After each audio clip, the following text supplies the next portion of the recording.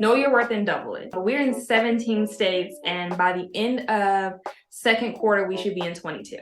Transaction Care, the podcast. Welcome home to the #1 real estate show on the market. I am your host and resident care coordinator, Lillian Hernandez, but you can call me Lily. My goal with each episode of Transaction Care is to demystify the business of real estate from my point of view and interviews from other voices within the real estate industry around the world. I'm giving you the keys. There are no gatekeepers here. So Shalonda Moore is an accomplished entrepreneur consultant with a strong background in the legal and real estate arenas. Her passion for helping individuals achieving home ownership and generational wealth inspired her to establish SM and Partners Consulting LLC, which has facilitated thousands of successful transactions in numerous states. Shalonda's experience and expertise led her to coach and mentor others in the field, culminating in the launch of the TC Institute in 2019. The TC Institute offers training and resources for unlicensed and licensed transaction coordinators and individuals aspiring to be transaction coordinators, aiming to empower the next generation of professionals. With a combination of old and new techniques and a driven mindset, Shalonda built a thriving TC business from scratch and is now sharing her knowledge with over 10,000 students and counting. So everybody, welcome our guest this week, Shalonda Moore. Thank you so much for having me. Of course. So how I like to get the podcast started is we know what you're doing today, but I want to know, how did you get here? What is the backstory? I know you weren't born a TC or, into the world of real estate, or maybe you were. So let's take a deep dive into how you got into this world. Perfect. So kind of start off at the age of 5, I told my parents I was going to be a lawyer. So from there on, I was always on the path to being a lawyer and something in that realm. When I actually went to college, my major was political science with concentration in pre-law, and I actually got my master's in criminal justice with emphasis in legal studies. So I've always been in the legal arena. I was first in criminal justice law, and then I did pharmaceutical law. While helping a friend of mine's, it became very evident that I could do this. They asked me if I could help them be a TC. I got a 5-minute crash course on Georgia contracts. And then from there, they were like, okay, you can just figure it out. And I was like, okay, I have legal background, so this should be fun. So I spent one day reviewing contracts. That was it. And from there, I was doing it as a part-time job while I was in my master's program and still working a full-time job for a pharmaceutical company. And then one day I made the decision of I wanted to leave and pursue this full time. My TC business had taken off to the point of where I was closing 30 transactions a month. And I was like, we can expand this and we can do this full time. So from there, I left my full-time job and I became a full-time TC. So my passion now is helping other people realize that if you want to leave your full-time job, or if you want to have this as an addition to your full-time job, or if you are a stay-at-home mom and you want to do this for part-time, this is a field that you can kind of cater to whatever your needs are and whatever you want this field to field as a space for you, and you can accomplish that. I love that. And I was laughing because I had that's pretty much how I became a TC. I was just thrown into the fire. I had about 5 minutes to figure it out because the TCs working at the office at the time quit all of a sudden. I was their little part-time college assistant. Had no intention of working in real estate or even getting this far in my career. And same here. I was just, read this. This is what you have to do. And here we are. Look, at least we made it. And we made it. You know what I mean? So I'm glad that we were able to stick it through. But so was real estate something you were ever interested in your youth? I know you said you got into law, but those are two completely different worlds in a sense that you're either a lawyer or a realtor. It's kind of difficult to do both at the same time. In reality, I never wanted to be in real estate, like ever. So both of my parents were Department of Defense. There was never a real estate background for me. So I actually got thrown into real estate because I had a friend that was doing it. My then boyfriend also needed help. And he was a real estate agent in multiple states. And I kind of got thrown into it, which was amazing. I absolutely loved that. And my personality was always to try something new. Right. I always loved challenges. I was one of those kids that always was advanced in school. So having different challenges was always something that I enjoyed. So the challenge of learning real estate in the split second was something that everyone knew I could do. And I just had to tell myself, like, okay, just figure it out. Right. And that's definitely the type of personality you have to have, especially as an entrepreneur. Yeah. You can't just sit back and wait for people to do things for you versus when you're at a 9 to 5, you're kind of in your own little corner, like this is your job, XYZ. Everyone around you is assigned all the other 10 different jobs versus, all right, well, if I'm going to do this as my own business, I am now, as we mentioned before the podcast, I was like, I'm editing, I'm interviewing, I'm writing. And how have you been able to balance that, considering you were working in pharmaceuticals, you have a background in law? How did organizing all of this come to be? Or are you still trying to find your footing? So surprisingly, I have ADHD. So I have one of those attention spans that I am quick to be deterred, and I'm a squirrel. I love to tell people that. Like, I am a squirrel. Relatable. So my parents never thought that I was ADHD because for them, I could always focus in school. I was always amazing. So it never really came out until I was in college. And when I went to college, I had to learn how to learn as well as learn how to study because I wasn't the person that knew everything already as I was when I was in high school or even when I was doing like my college level classes in high school. I had a trick of I color coded everything I wrote. So I learned how to do that in college of color coding everything. And from there, it allowed for me to become so much more organized. So different subjects, different topics, everything was color coded. So from there, I was able to learn different organizational tips and learn different organizational trades that then translated over to my transaction coordination career. So surprisingly, when I started being a TC, I had no system. Because what was a system when I first started being a TC? Right. There was nothing. Nothing. There's no specific roadmap. There's no one way to do it. You're just, again, thrown in the fire. Correct. So what I did was I built a Google spreadsheet. So I created an entire Google spreadsheet, figured out how to, and mouthful, I'm very proficient in Excel and all of those lovely things. So I basically figured out a way to create this document that auto-filled all of my dates for me. It did everything for me. If I put in one date, it told me everything else to do. And then it basically told me the due date of every single task that I thought I needed to do. Oh, wow. Which worked well for me. I was able to use that system until I was about to do like about 50 transactions a month. I was able to use that system and still only work part-time. So from there, I was always trying to figure out a new system that will automate some of the items for me. So I could spend less time on my day-to-day TC tasks and more time of figuring out how to expand my business and things like that. So my first system I ever used was called TC Workflow. Okay, yes. I'm not sure if you remember that one. So I started off with that one first, and then it was great. Absolutely loved it. But then when Open to Close came out, I switched over to Open to Close. But it worked well when I was an independent TC to use that TC workflow at the time. Now that I have a team of TCs under me, it's a lot easier to use the bigger system of Open to Close. But I started off on a Google spreadsheet. And I always teach people now, you don't need these expensive systems as long as you have an understanding of what you want your task list to be.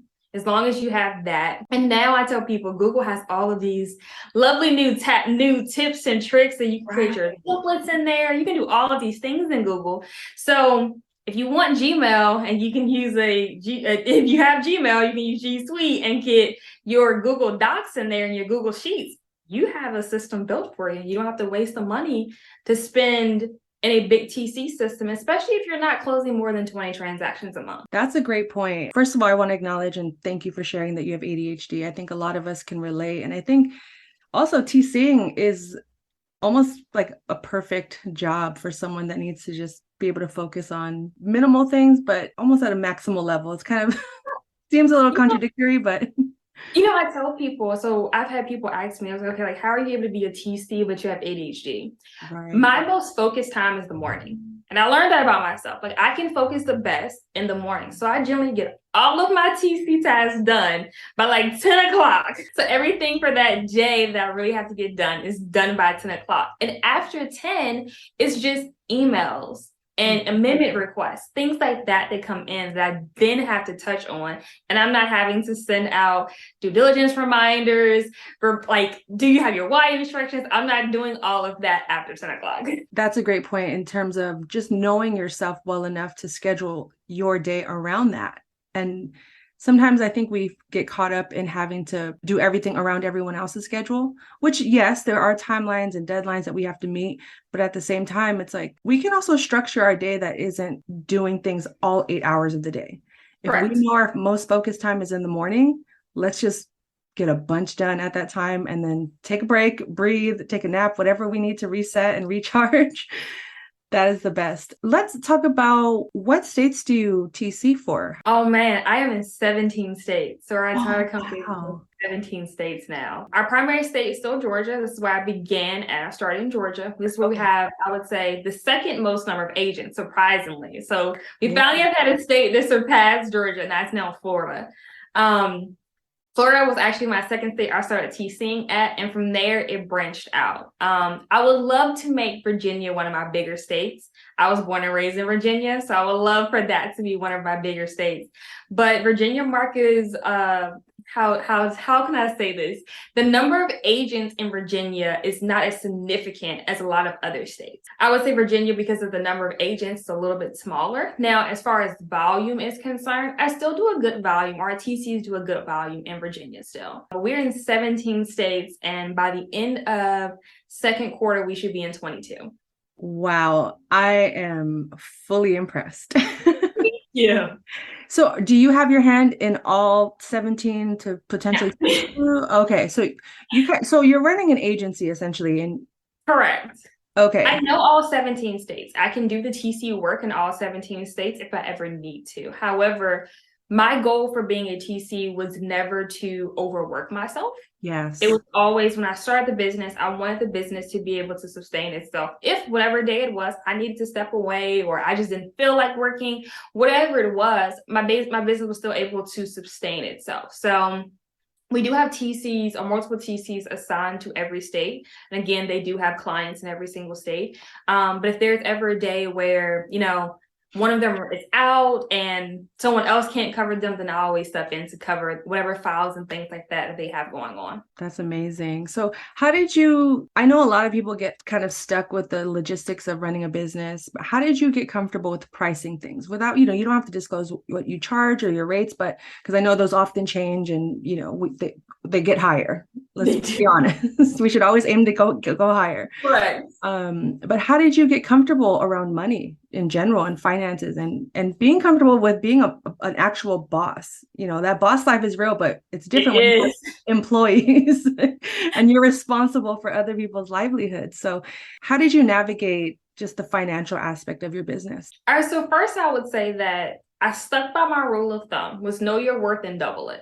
That's always my rule of thumb. Writing that down. And I've tried to tell everyone that I've ever coached or mentored, know your worth and double it. Never give a low price just because you're new. Your knowledge does not dictate your experience level.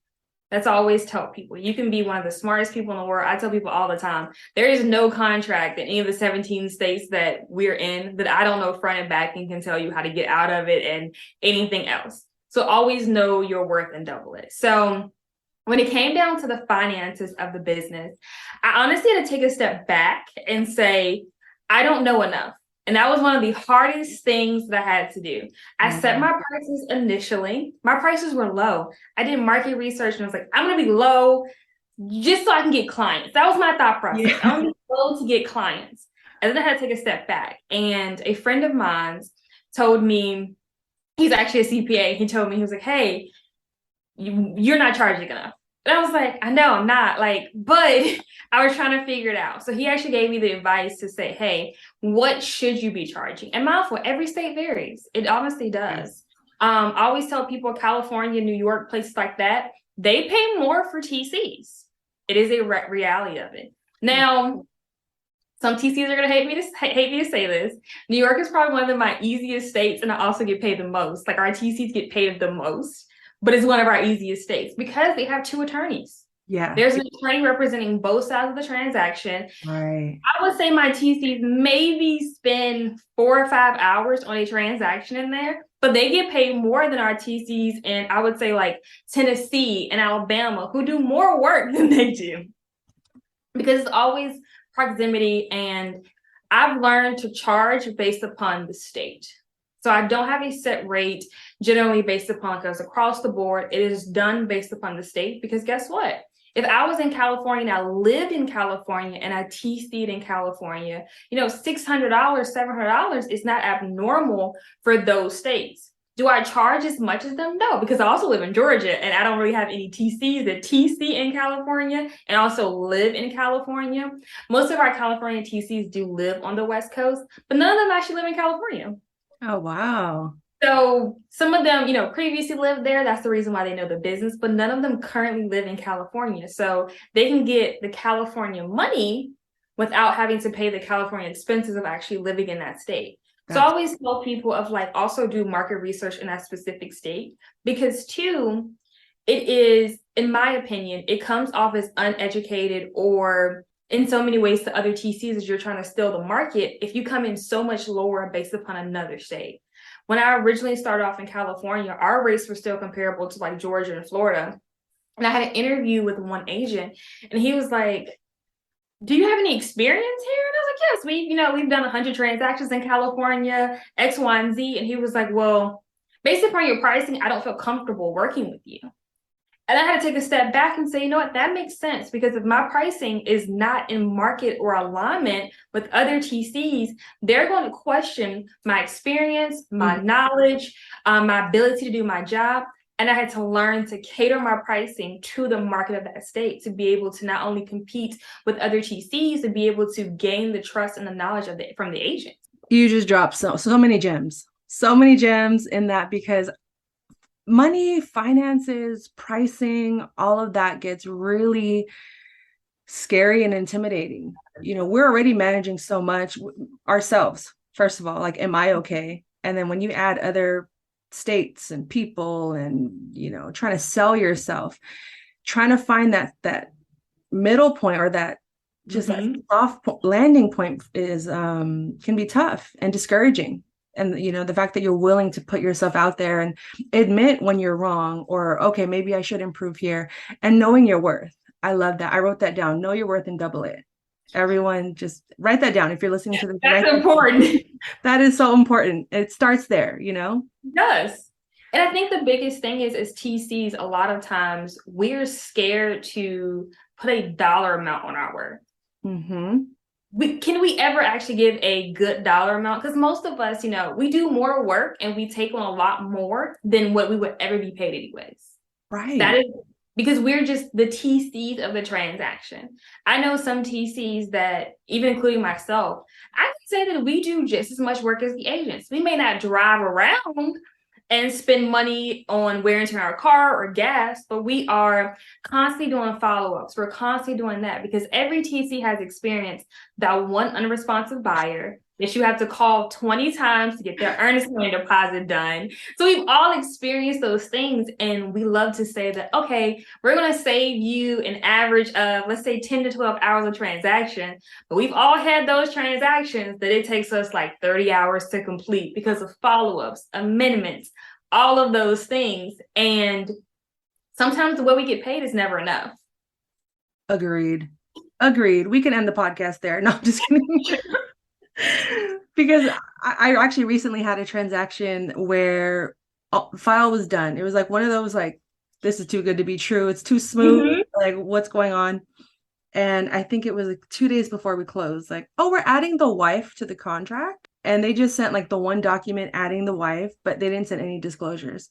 I was like, excuse me, we're going to need everything re-signed, like from top to bottom. And you just have to start your process all over again. And you have to be agile. You can't, even in the moments where, everything goes right, as much as I would love to, relax, and it's never over. Even after it closes, you're still doing work, because I think people forget about that part. Is knowing your worth is also knowing that you are still responsible for other, protecting the work you've done and protecting the people behind the, on the contract and the agents, because files are still active. I'm actually in California, in San Francisco to be exact. Call me if you need anyone. If you have We're definitely hiring again for California now. So, we're still doing maintenance after the files have closed. We're paying for storage in our cloud systems. We're paying for our DocuSign systems that we use, and basing your prices on just one factor is, I feel like you're losing out. correct. And I'm glad you mentioned all of that, because I think it's important to break down what we actually do. I still to this day get questioned by people I've done so many transactions with, and they're like, well, why did you charge this much for this type of property, but not this type of property? And I was like, well, I've disclosed this in the beginning, but we can go over this again. Like, it's like they stay trying to decrease my rates in the middle of us already having, built a relationship, a working relationship.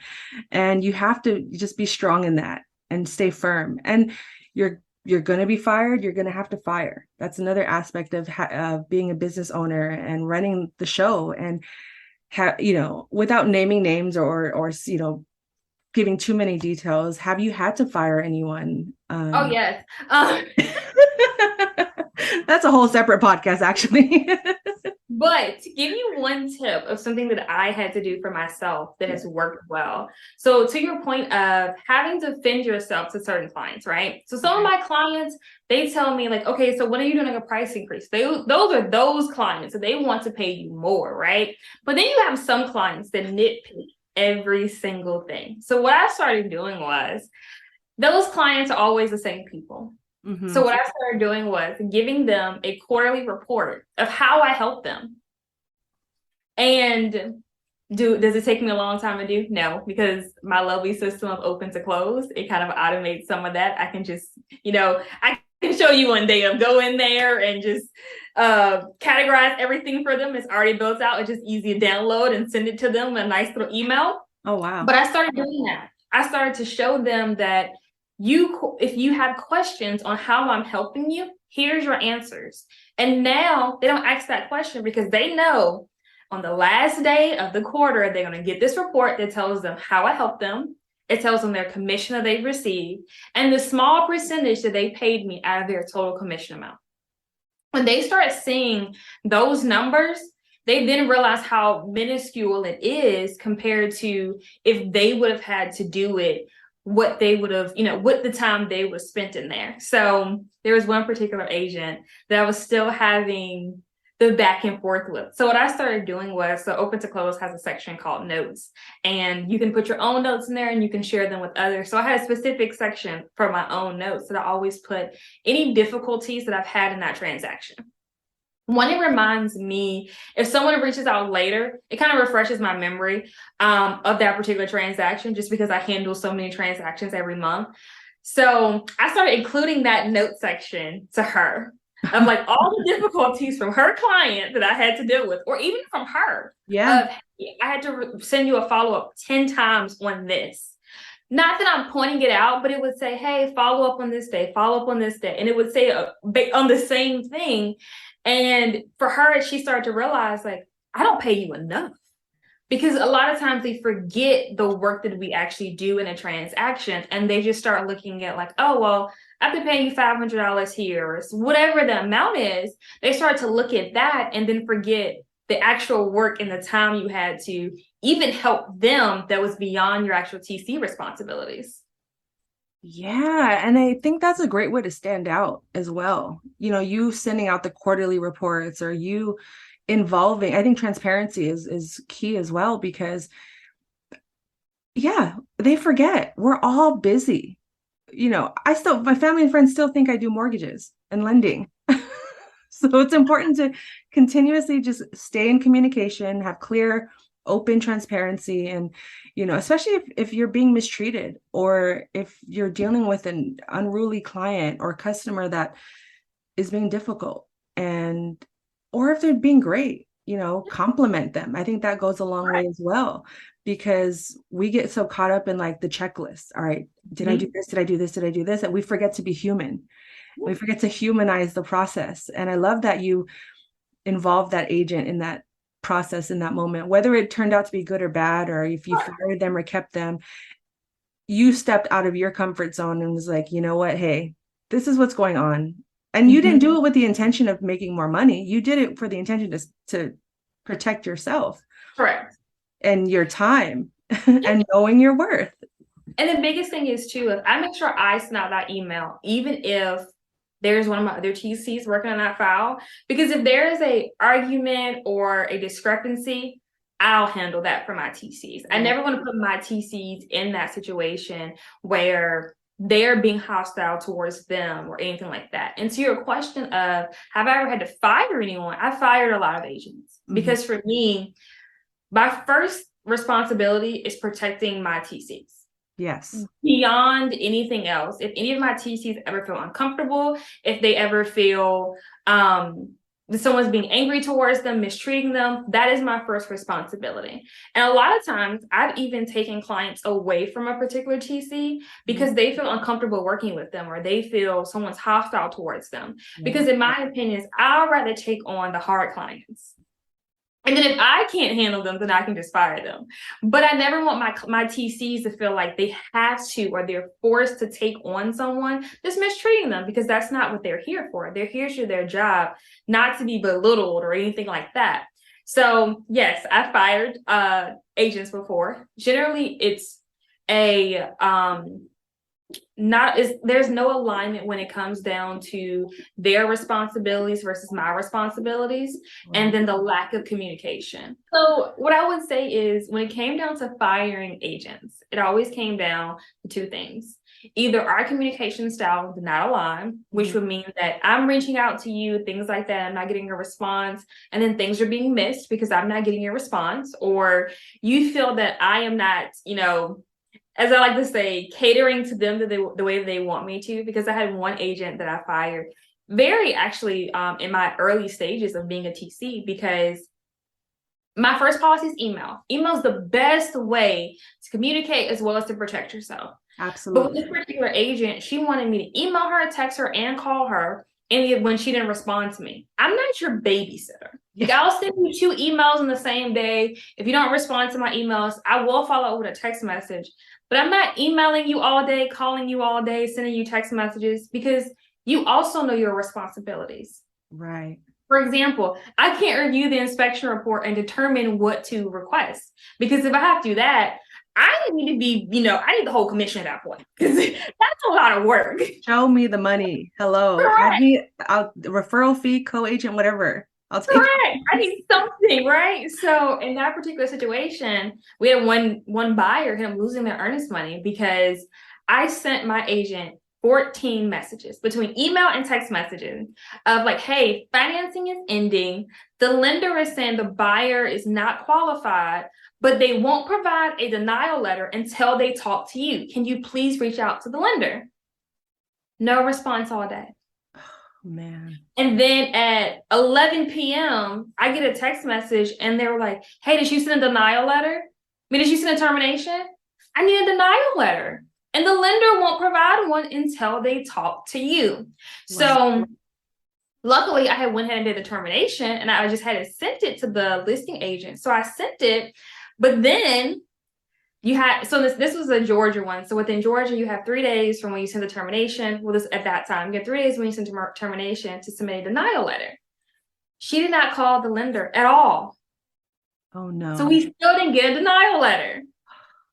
So the listing agent never signed the termination because they didn't get a denial letter. They sent us a new termination requesting the buyer's earnest money, which by law, they were now entitled to, because we didn't provide the second step, which is the denial letter. And my agent was so mad at me. And I was like, and even after I sent the termination, I was like, hey, please get the denial letter. Please respond back to the lender. And the lender every day is saying, hey, please call me before I submit this denial letter. I don't know what the particular issue was, the reason why. But again, that's not my job. I'm telling you what we need. I can't do your job for you. But generally for me, I fire clients over miscommunication or their inability to communicate with each other, or if they're being hostile because they're disrespect and things like that are just things that I won't tolerate within my business. No one's going to attack myself or my TCs. So I've terminated clients over that. And it's important to have boundaries too. And in the beginning, I think we're always, even how you mentioned, you priced lower, because you thought that was right. You thought it would be maybe the best way to get business. And as you grow, you realize, oh no, too many red flags from this experience. I no longer am doing that. I will not communicate with you after a certain hour, or, Yes. you will not speak to me or any of my TCs in this manner. There's just so many things that we're constantly being pressed on and challenged. And I think one of the biggest misconceptions, I don't know if you've experienced this, it kind of seems in line with what you just said, but I think a lot of realtors think that we are their assistants. Yes. And that we are the ones like, okay, well, check my calendar today. What do I have to do? Can you send out this and that? Or they just assume because we do the paperwork that we're the ones, I'm going to write the contract. I'm going to go get that counter offer signed. And if that's what you agree upon, great. But like you said, you're going to have to show me the money, or this is my service fee. These are my fees for every service that I do. I'm open to doing this, but I also am not going to be liable to send, this extension or these documents to your client if you have not talked to them about it. I can't assume. And I'm glad you also mentioned email. We call that CYA, cover your A, because if they only want to speak on the phone, so much can happen in that conversation. If it's not documented, they could use that against you. If you sent out that document and you only had a verbal agreement, and then if something were to go down with that transaction, it could come back on you. And they say they could flip it on you. Well, I never told you to send that. But the fact that you didn't have it in writing, who's at fault? You know what I mean? And those are just like the dark areas of real estate that. So to kind of cover the 2 points that you mentioned, the first one being things that we will and will not do. So when my clients sign an MSA, my entire service list, and when I mean the entire service list of like different tasks I will do, they have to sign. But more importantly, they have to sign what I will not do. Ooh. I have an entire list on the last page. So they have to initial that what I will not do in a transaction. And that's where my legal background came into play for me, of being able to also protect myself in those ways. So they have to initial on that page saying, I will not do these things. And it even says, regardless of the amount of money, there are just certain things I'm not going to do. I'm not checking your calendar for you because guess what? My calendar is full enough. I don't need to check your calendar as well. So it's different things like that that's listed that in your service list that I will, in my master service agreement, that I will also not do. And that's why I tell TCs now, take the step beyond of what I will do. Also specifically state what you won't do. Because then when they ask you to do this, please visit page 10 of my MSA that states that I will not do X task. Or this task is not a responsibility of me as a TC. Yeah. You may not want to take the approach of, hey, I won't do this regardless of the amount of money. You may want to put on there that, fees are negotiable.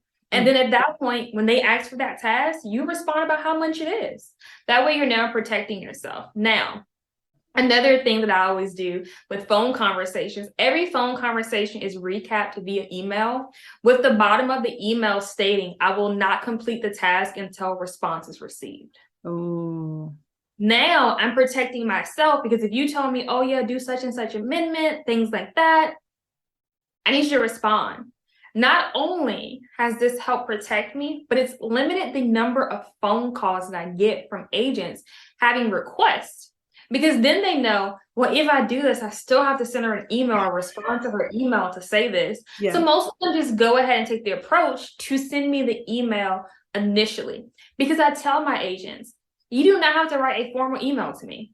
You can put in the email, hey, Shalonda, can you do X, Y, and Z? And it can be from, voice to text for all I care. Right. I don't need it written out in this long format or anything like that. As long as you send over the information in writing, I'm fine with that.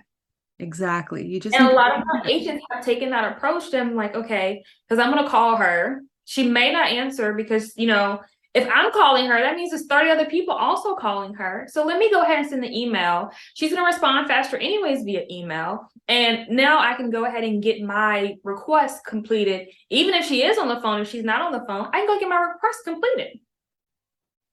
Exactly. And that's another way where we can save realtors time. Yeah. It's not just with the paperwork, it's with the communication. We Mm-hmm. don't want to be on the phone all day talking. And one thing we do know about realtors is they do love to talk, at least the good ones. They love to talk, they love to vent, they love to be heard and Mm-hmm. validated and affirmed.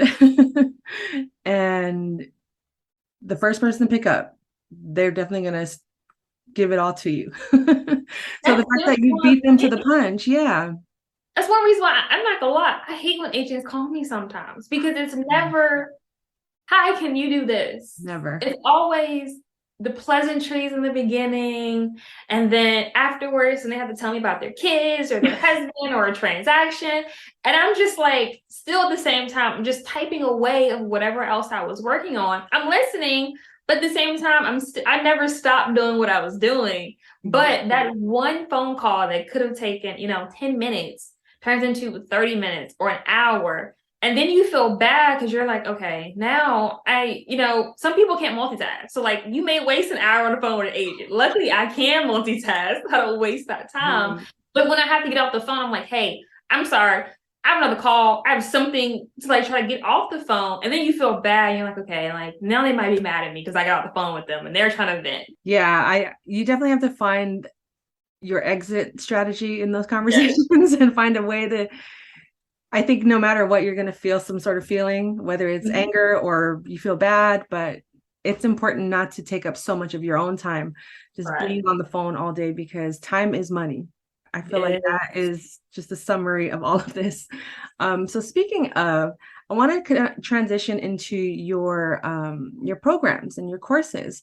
So what made you do that? Like, what was the thought process behind that? Let's start there. Ironically, the thought process behind it was initially I wanted to help women um, be able to have their own source of income. Initially, when I first started the Institute, that's what it was. I was raised in a two-parent household. My mom worked full time, but I always felt like to a degree that there are a lot of women out there, and especially when I created the program in 2019, they were transitioning to be stay-at-home moms or even single moms who wanted additional source of income. So for me personally, I wanted to help those women, right? That's my initial response behind creating that. And I wanted something that they can do within the matter of a few days, and then they should be ready to take off into the market. That's what my initial thought process was behind it. From there, it kind of progressed. And I then said, I wanted to help everyone. Like I wanted to help women, men, kids, whatever it is, be able to create something for themselves, whether they wanted to do it part-time or full-time. That's why the program teaches them how to do it both ways, as well as having a second source of income. In the market that we're in today, a lot of times, even a two-income household is not enough. That's why you have so many people doing DoorDash and all these other things of additional source of income, because even a two-income household sometimes isn't enough. So I wanted to create something that doesn't take away from your other responsibilities while still allowing for you to be able to learn how to progress in this field. Nice, nice. So did it take you a long time to put it all together? Oh man. I'm It's sure you're still refining it and editing it and changing it.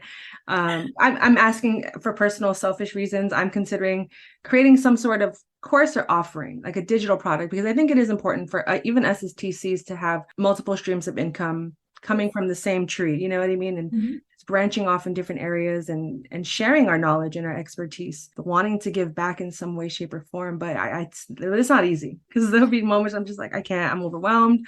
I self-sabotage easily. But how did you go about putting it all together for It took a anyone year out there of considering doing procrastination and self-doubt, for sure. it? An entire year of procrastination and self-doubt. Ironically, what I ended up doing was I got a whiteboard. I got this massive whiteboard, and I just started boarding ideas of things that I wanted to discuss within being a transaction coordinator, or what I felt that I wish someone would have told me initially when becoming a transaction coordinator.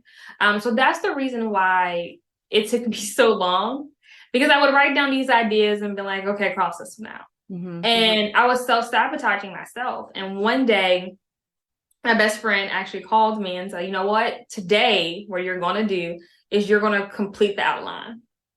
And I was like, I got work to do. Like, I got other stuff to do. Yeah. And this was like 6 o'clock in the morning. I don't answer my phone early in the morning. So it was like it was a surprise I even answered my phone call. And I did. I finished the outline that day, and then from there, I just continued on. But granted, it's always additional editing, things like that, changes you want to make, new courses to specify in certain things. And now I'm writing an ebook. So my ebook actually launches the 15th of March. And within the ebook, it's a all-in-one for people who just want to read. So you get all of your templates, you get all of your guides, but it tells you step by step of what to do. But besides just step by step of what to do as being a TC, it also tells you your challenges that you're going to face. But it doesn't go into, as I like to say, the fluff. I give you the real within the ebook. I'm not going to tell you, oh, well, like this philosopher said this, and this philosopher said this, and this is the reason why we need time management. We all know we need time management, but how can I manage my time? Like, what steps do you do to manage your time? And how do you prevent from being a TC to taking over your personal life? Because that is one of the hardest things that I had to learn for myself, because you have a mobile business and you work from home. How do I shut this off and live my personal life? How do I make sure that this doesn't overcome or encompass my personal life as well? So those are all the things that the ebook gives you, without all the fluff of like trying to add into it of, oh yeah, this philosopher told you this and this philosopher told you that, because we can Google that. Right. Again, too, let's be honest, we're all adults. We all understand that being a TC or starting any business is difficult. I don't need to tell you that. But what I do need to tell you is when it is difficult, how you overcome those difficulties. When you are having a hard time, how do you move past that? How do you deal with rude clients? How do you deal with these issues? And giving you various ways to deal with them, not just how I dealt with them, because what didn't work for me may work for you. So I want to tell you the pros and cons of what I did, what I didn't do, and what worked and what didn't work, because you may be able to say, oh, you made this one mistake, but if I change this, then it's going to be the perfect solution for me. Because we all have different personalities. And that's what I wanted to do in my ebook that I wasn't able to do in the course, because the course is more so geared towards, how to do this, how to do that, and teaching you the roadmap. Right. And that's important. And you still get your checklists and stuff in there. But what's more important is I want to be able to create my business, but then also build my business to where I'm not making 5 figures, I'm making 6 figures a year, because that's your ultimate goal. If you want to step away from your full-time job, things like that, you want to be able to make more money than you are making in your full-time job.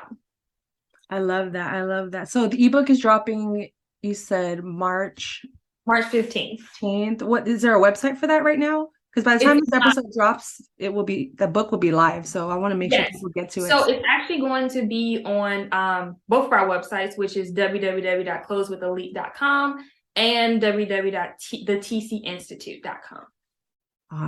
Awesome. So I could go on with this conversation for another like 8 hours, but like we said, time is money. So I want to wrap things up real quick. And first of all, thank you again. This has been a great conversation, and I love talking to like-minded people, especially those that are other fellow transaction coordinators. I've been seeing you all over my social media, TikTok. How would you say that social media has benefited your business? It has not. That's real. No, I want people to understand there's good and bad. It hasn't. I would say that when it came to my institute, there are a lot of people that found me off of social media. And even to being a transaction coordinator, I have gotten some of my business off being off social media, but about 70% of my business referrals. So incentivizing, and that's one of the biggest things that I don't advertise, but my agents know, is I incentivize my agents to refer me. Like, if you refer me, you get something off your next transaction. Once whoever you refer me closes a transaction. And for them, it incentivizes them because everyone loves money. And every quarter I change my, incentives for them. It's always, you get a certain percentage off. But for instance, for fourth quarter of last year, if you referred 5 people that closed a transaction, 2 or more transactions, you got, nice bottles of wine that were customized to you from Chateau Alon, which is like a lovely winery that we have here in Georgia. So it always incentivizes them to say, oh, like, let me go ahead and refer her. Like, she does a great job for me. I'm gonna go ahead and refer her to you because now I get something off and you get an amazing TC. And then I would say the second way of business would be from co-op agents. After every transaction, if they do not have a TC, I do not poach other clients. But if they don't have a TC, I do send them an email of, hey, we did an amazing job. Thank you for working with us. But I never tell them, hey, let's schedule a consultation. My approach to it always is, if there's any ways that I can improve to assist you in the future, please let me know. Or if there's any ways that I can assist you in the future, please let me know.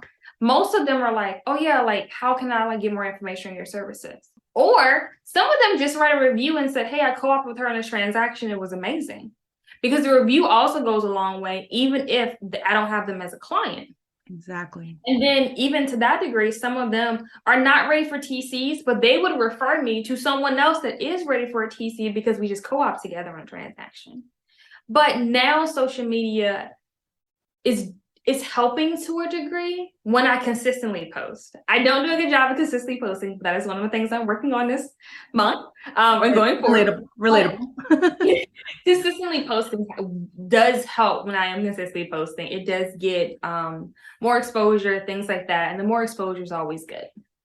Absolutely. And for anyone out there who may be discouraged or overwhelmed to use social media, for the days when I think no one's watching, I think for me at least, I use social media as like my practice field. If I feel weak with my public speaking, I have a YouTube channel. Or, if I want to meet and network, I started a podcast. There's different ways to leverage your social media. It doesn't always have to come back to you financially.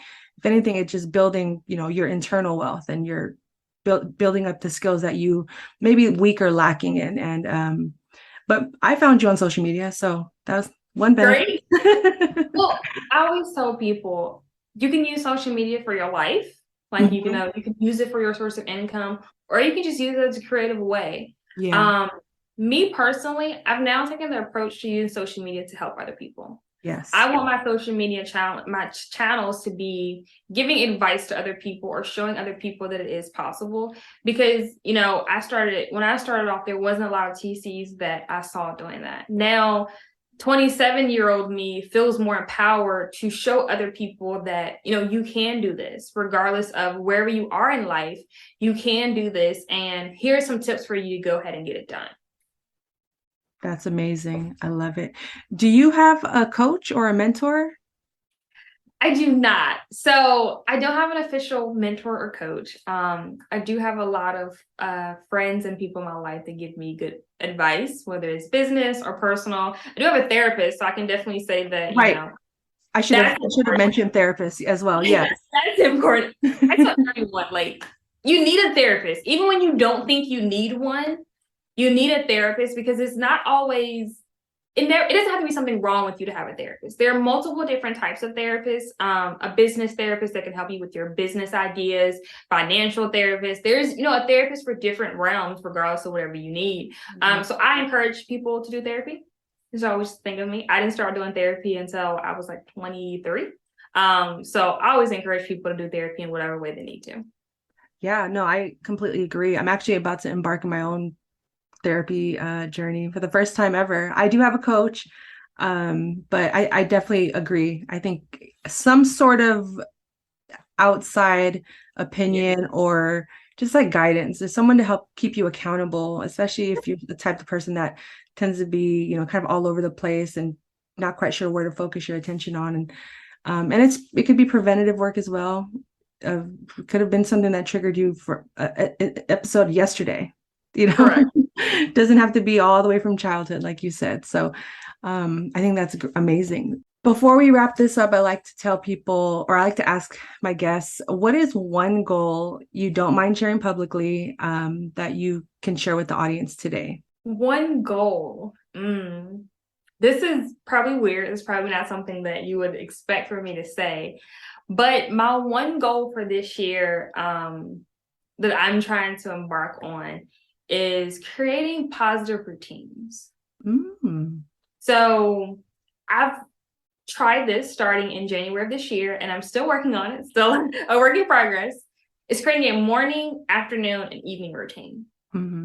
And I found that I am more productive, I'm more efficient, and more importantly, I feel better physically and mentally with those different routines. Not to go into detail of like what they are, because that's a whole nother topic, but my morning is always to kickstart. My afternoon is to recharge, and my evening is for relaxation. And the biggest thing that I had to realize for myself was my evening routine is probably my most important, because it allows for me to separate my business from my personal life, but also at the same time, go to bed with a relaxed mind instead of, did I do that? Did I do this? Where is this? You know, it's TCs. I think we all do that. And I did that for so long, and I had to get out of that mindset. Like, I had to get into a more relaxed space. So the next morning when I get up, I'm not overwhelmed. I'm not anxious. And more importantly, what I love to tell people, I'm not frustrated. Because a lot of times I found myself, because I was going to bed thinking about TC work, or working until I went to bed, more importantly, that the next day I wasn't excited to do my job. I was frustrated at whatever was going on the next day, carried over, all of those little things. So I would say is my goal for this year, or my biggest goal for right now. And that has helped me so much in my business, and to even be able to progress as a business owner. I couldn't have said it better myself. That was great. So you've dropped so many gems and knowledge, and I'm probably gonna listen to this episode a few times just to recap, like, okay, what did she say? Yeah, that was good. That was good. So before we ultimately go, what is one key you want to leave the audience with? That it could be a quote, it could be, go read this book, but what is a key that you want to leave the audience with today just to feel more inspired and encouraged to embark on whatever career that they're, passionate about? I would always say that believe in yourself. I know that's like cliche and everyone always says that, but when I say that, I mean not that you can do it, right? Because I feel like if you put your mind to it, you can do it. But more importantly, that you're going to be successful at it. And everybody's determination of success is different, and don't quantify your success by what you perceive other people to be doing, especially by social media. Social media does provide a lot of insecurities with a lot of people and falsehoods of what you think that they're doing, but quantify your success by whatever you feel like your success is, not by how you perceive other people are doing. There you have it, people. That was awesome. So I'm going to turn the tables on you. Go ahead and promote yourself, your courses, your social media, websites, all of it. The floor is yours. I would definitely tell everybody, first, again, I'm Shalonda Moore. Always feel free to use us as your transaction coordinators. We can be, if you can schedule a consultation call at www.closewithelite.com. If you were ever interested in becoming a TC, we do TC courses that are on demand, and we also do one-on-one TC courses specifically with me, and I will help you as a new TC or an experienced TC that's looking to take your business to the next level. That can also be done at www.thinstitute.com. Again, my social media is the Fit TC, because I love to work out and I'm also a TC. From there, you can always reach me. Feel free to chat, DM me, message me, anything you ever want. I'm always looking to help and help other individuals progress in whatever their journey is. Perfect. That was great. All of that information will be in the description of this podcast. So definitely check her out, follow her, book your consultation, buy the ebook, download the ebook, whatever you got to do. Get in connection with Shalonda. I really appreciate this. And this has been another episode of Transaction Care. My name is Lillian Hernandez, aka Lily like the flower. We are learning and growing together. So care for yourself, care for your wealth. Your time is worth it. Let's coordinate. Talk soon.